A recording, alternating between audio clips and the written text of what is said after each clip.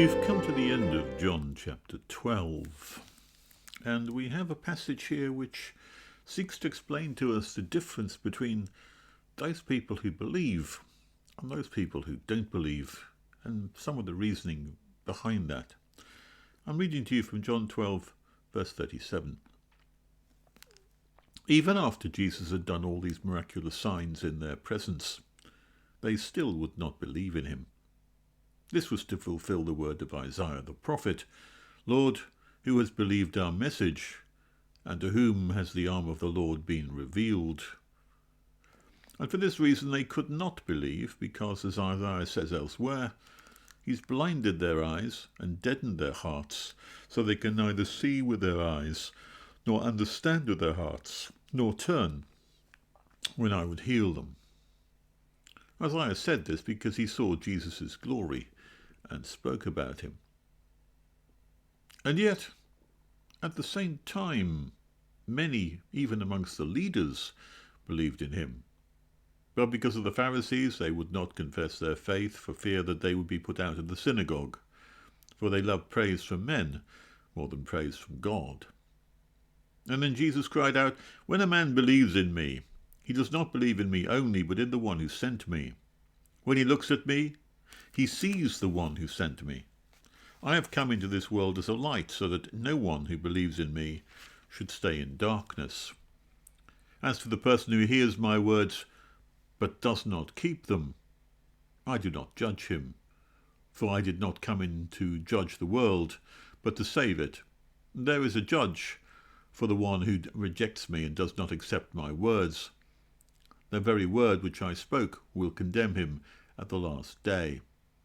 For I did not speak of my own accord, but the Father who sent me commended me what to say and how to say it.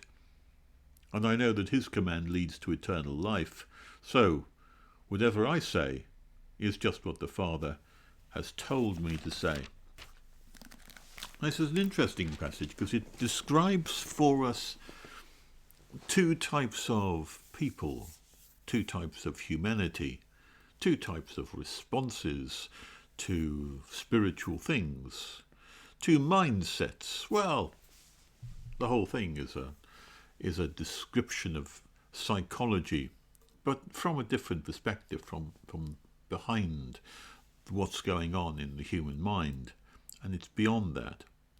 In the first part of this passage, he speaks of those who do not believe, and in the second part, he speaks of those who do, and also a little bit about those who don't and what happens to them. And it's interesting the reason why people do not believe. If we had the feeling that, and we're talking about belief in Jesus really as the Messiah, okay, who is this person Jesus? What's his character and nature? What's his office? What's his personality? Where has he come from? What's his origin? Who is he? Okay, that's the question. And Jesus Christ is a polarizing character because some people look at him and they think a great deal of him, and some people think nothing of him. Some people believe in him, and some people disbelieve in him. Some people believe that he is the Messiah or the Christ and has come directly from God with the words of God, and some people feel he is demon-possessed and a raving madman, or at least someone of no great concern or importance in their life. Well, what makes the difference between these two different kinds of people? Well, John is laying that out for us here. And it's interesting to see what he says does not make the difference. First of all, he says that signs, wonders, and miracles do not make the difference. You see how he puts it in verse 37. Even after Jesus had done all these miraculous signs in their presence, they still would not believe in him. Now, I think that's an important lesson for us here, because what we have is an idea that, what's commonly portrayed is that if we had enough proof, then we would believe, as if Christianity and belief and faith is an empirical science. Give me the evidence and then I'll believe. But strikingly enough, the evidence isn't enough, not in the case of belief. Evidence might be sufficient in the case of reason or in the case of rationality. But belief is not really within the realm of rationality. Belief is partly in the realm of emotion, of temperament, of personal makeup. We believe things not necessarily because we are convinced by the evidence. You see that in many fields of life. You see it particularly in the field of science, for example. It's quite commonly the case, as Thomas Kuhn has pointed out, that even though you might have an old scientific theory being replaced by a new scientific theory because it's got better evidence, there are still so many adherents to the old one that they won't accept the new one. Einstein had this particular problem when the new ideas of relativity came about. What was it that actually made the change eventually? Well, as I think Max Planck put it, he said that there's only a change of view and viewpoint when the old generation dies out or when a new generation comes along. In other words, people stick to their old views, and even though they're presented with evidence of all different kinds, there are very few people who come over based upon that. There's something else at play here, and it doesn't matter how many miracles you see, it doesn't matter how many miraculous signs or wonders, it doesn't matter how fantastic the words are that you hear. If you're of a temperament that is skeptical and doesn't believe, no matter how much evidence you're presented with, you can always find some other reason to explain it away. A bit like David Hume's idea that any other explanation is much more likely than a miraculous explanation, no matter how obscure or strange that explanation might be. And so there are people who do not believe, and there is no point really. I think that the lesson from this is there is no point in simply presenting evidence if you're looking for belief. If you're looking to gain adherence to something, then it doesn't matter really how much evidence you produce. People will look at that and still they won't believe. And so that's why you have, even after Jesus had done all of these miracles and signs in their presence, even in their presence, so they saw it for themselves firsthand, they still would not believe in him. And this has been pointed out as a fact of human nature and human psychology. For thousands of years it's been well known. It mentioned this was to fulfill the word of Isaiah the prophet. Lord, who has believed our message, and to whom has the arm of the Lord been revealed? And for this reason they could not believe, because as Isaiah says elsewhere, he's blinded their eyes and deadened their hearts, so they can neither see with their eyes, nor understand with their hearts, nor turn, or I would heal them. Let me read to you the original from Isaiah, because it's slightly different. But it says in Isaiah 53, verse 1, and who has believed our message, and to whom has the arm of the Lord been revealed? You might say that's a rhetorical question. Who has believed our message? And the rhetorical answer is expected. Not very many, I'm afraid. Not many people have been impressed by the suffering servant in Isaiah. And to whom has the arm of the Lord been revealed?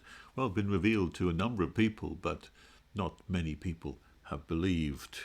And it goes on to describe in Isaiah 53 the nature of the suffering servant who suffered and took up our infirmities and carried our sorrows. We considered him stricken by God, smitten and afflicted.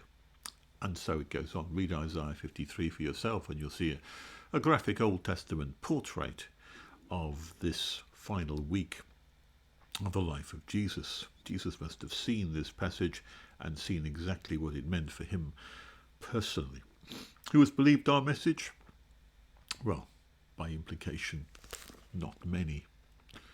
Few a handful, not the majority. And there's another passage here where also it says in Isaiah chapter 6, he said, "Go and tell this people, be ever hearing but never understanding, be ever seeing but never perceiving. Make the heart of this people calloused, make their eyes dull, and close their eyes. Otherwise they might see with their eyes, hear with their ears, and understand with their hearts, and then turn and then be healed." So you have a picture here of a people which is described as ever hearing but never understanding. That's interesting, because to be hearing is someone who actually hears the words. But there's a big difference between listening to something, hearing what's said, and then actually understanding what the meaning of it is. For example, when Jesus spoke in parables, it would be quite easy to hear what the parable of the sower said, where the seed was spread on different kinds of ground. But to understand its meaning and its import takes a higher critical faculty. It takes a lot more intuition and understanding than simply hearing the words. And there is this gap. It said, make their heart be ever seeing but never perceiving.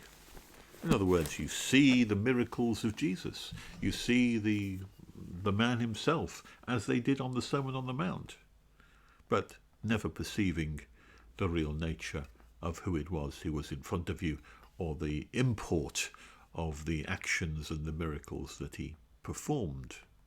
And so you've got this idea of human beings who can see and who can hear, but they can't understand and they can't perceive the import or the impact. And such is the nature of the way in which we live and act in the world. Such is the nature that we are people who have this ability to see things and perceive, but then so do animals. But what we need on top of that is the ability to understand and to act upon what we have learned. And that's entirely missing from this first category of people. And it says here that the reasoning for that is to some extent outside the control of the individual themselves. It says that their heart is calloused, their eyes are blinded and deadening their hearts, so that they can neither see with their eyes nor understand with their hearts and turn. And this is something which I think also is very true to life. It's like when you come across someone who you explain something to, and you explain it this way or that way and the other way, and they still don't accept it, even though the evidence is clear, even though everything is palpable and obvious and rational, fully evidenced, fully supported, there are still people who do not accept whatever is plainly in view of their minds. And you see many examples of that in this day and age, where you come across people who, for whatever reason, hold to a view, shall we say, that does not rationally or logically make any sense, which doesn't carry any weight or impact, and yet they hold on to their views irrationally and foolishly and are not moved by them. Now, there's an important lesson for us there. We could easily find ourselves in that position of holding on to views which really have no rational support, no evidence behind it, and doubting even the evidence that comes our way because we prefer to hold on to our preconceptions, prefer to hold on to our feelings of what we would like to be true. And yet if we do that, we close ourselves off from any progress, we close our minds to things. And I think that that's the description here. Those with closed minds and those with open minds. And try, as they might, people with closed minds cannot bring their own minds to be opened because it seems to be beyond their personal control. And Isaiah pointed that out. The second half, though, is a contrast, because it says, yet at the same time, verse 42, many even among the leaders believed in him. So you do have a huge number of people who believed in Christ. Even amongst the leaders there were some, and we think of Joseph of Arimathea, we think of Nicodemus, who has been mentioned already in this passage, and yet there's a fear. And this idea of fear is another, I would say, a vital and important issue. Many people will believe, lots of people believe in things, but because it's against the prevailing view of society, the zeitgeist of the age, the feeling that we have to go along with this because everyone else is going along with it, then we become too afraid to speak out. We become too afraid to say anything. And as a consequence, we shut ourselves up, and then the spirit of the age continues along its merry course with no objections to it whatsoever. And then you head like a whole mass of lemmings across towards the cliff edge until everyone falls into the ditch because there was no one to say, this is the wrong way, this is incorrect. And we very much live in an age like that. We live in an age which seems to be controlled by fear more than by truth. And it's not surprising because these days people will lose their jobs if they don't go along with the prevailing views of the world, whatever those prevailing views might be. And they might be about COVID, they might be about lockdowns, they might be about climate change, they might be about trans issues. It could be a whole range of different things. But if you object to the standard view, then you might suffer for that. You might be put out of the synagogue, metaphorically speaking, at least put out of society. And we give it a name today. We call it being cancelled. Well, they had cancelling in those days too, and that cancelling was being excommunicated from all of society and probably even from your place of work. There was the first cancelling took place here in the Bible, and it said that because of the Pharisees they would not confess their faith for fear that they would be put out of the synagogue, for they loved the praise from men more than the praise from God. And I think that there's a lesson here too. The lesson here that when it comes to either supporting your principles on the one hand, your understanding of the truth on the one hand, or bending with the prevailing image of the age, the feelings of the age, even though you know them to be incorrect, most people will bend with the spirit of the age, and they'll shut up, and they won't say anything for fear of being put out of the synagogue. We all have a natural fear for that.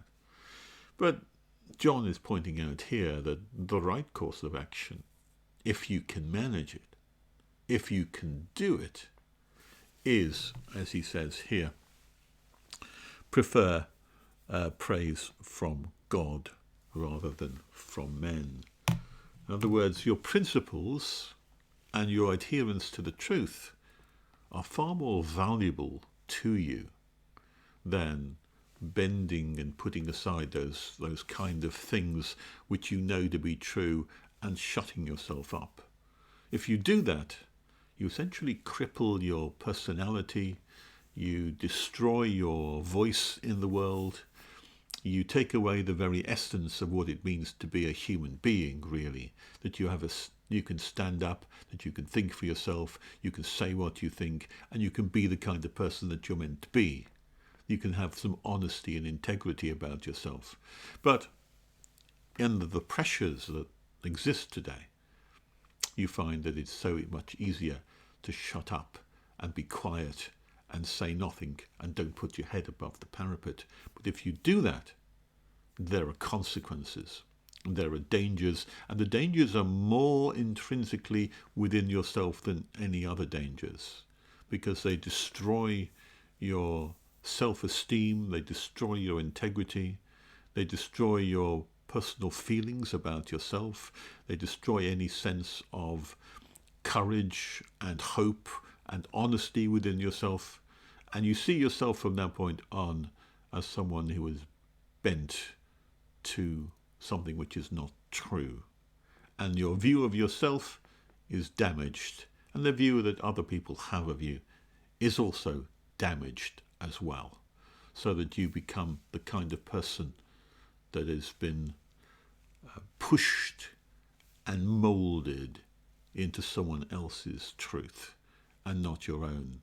And from that point on, you lose that kind of image of godliness within you, which needs to be strengthened and allowed to flourish.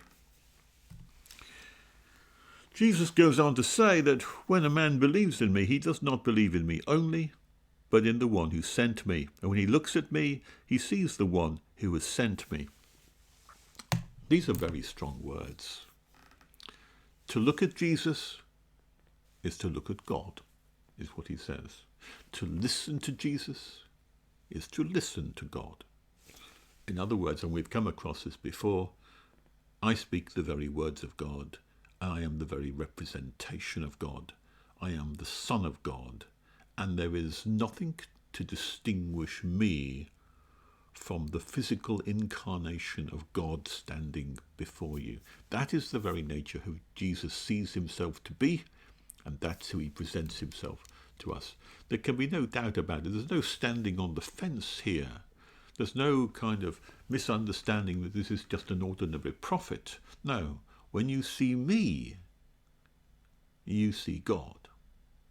That's the nature of the strength of the statement here. It's a blasphemous statement from anyone who would be other than God himself. So, what does he say? He says, when he looks at me, he's seen the one who sent me. I have come into the world as a light, so that no one who believes in me should stay in darkness.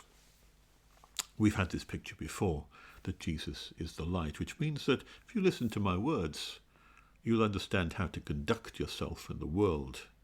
If you don't listen to my words, you'll stumble around in the darkness like the Pharisees. They think they're conducting themselves well in the world. They think that they have a right approach to life itself.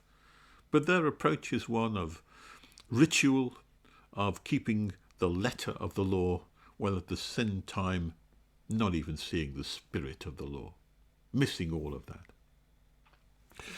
As for the person who hears my words, but does not keep them, well, I don't judge him, for I did not come into the world to judge, but to save it.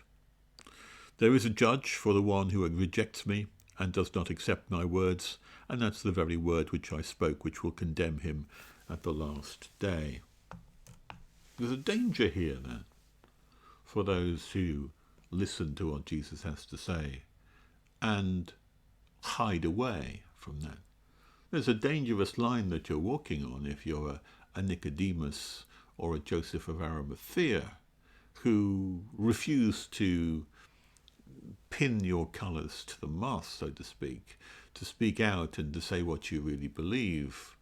If you're the kind of person who believes what I say, but you don't live accordingly, then you're in a dangerous position, because the very words which I've said, which you know to be true, which you accept to be true, those words are the ones which will condemn you.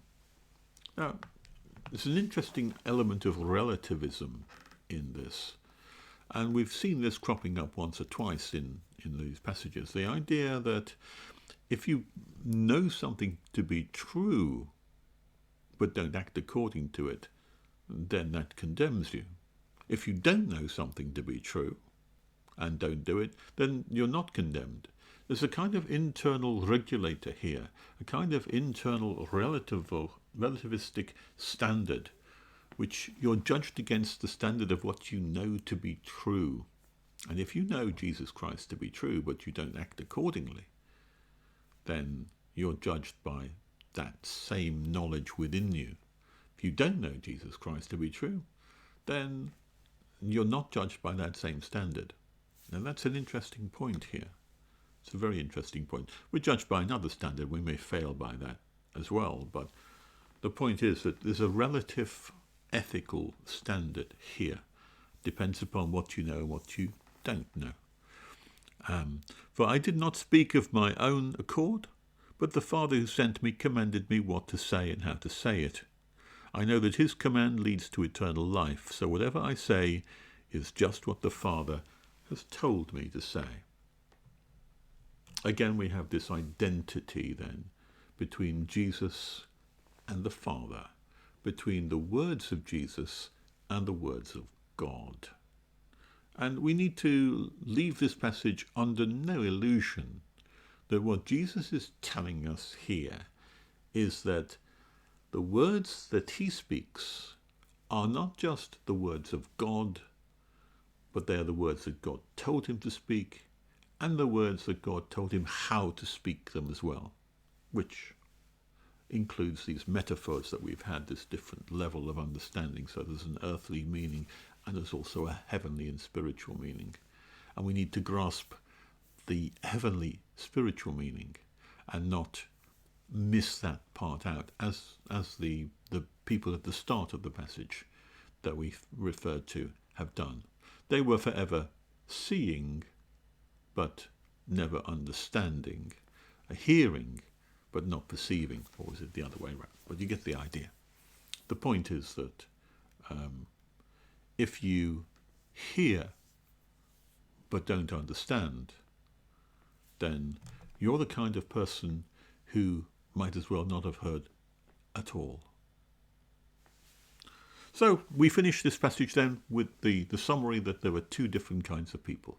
And the two different kinds of people are the believers and the unbelievers. You're not a believer because you've seen miracles and signs, and you're not an unbeliever because you haven't seen enough of them. Rather, there is something within the character and the nature of a human being which brings forth either a spiritual life or a non-spiritual life, and that we need to be quite open and in regard to what we understand to be true, and that if we if we believe in the words of Jesus, for example, but don't carry them out, then that will have a penalty of some kind. It's a penalty, first of all, such as the penalty that we saw already mentioned, and that is the penalty that we lose our own integrity. Our own internal wholeness is sacrificed, and that's a sacrifice too far. So we know that therefore that we must do so whatever I say is just, and what the Father has told me to say, that's what I say.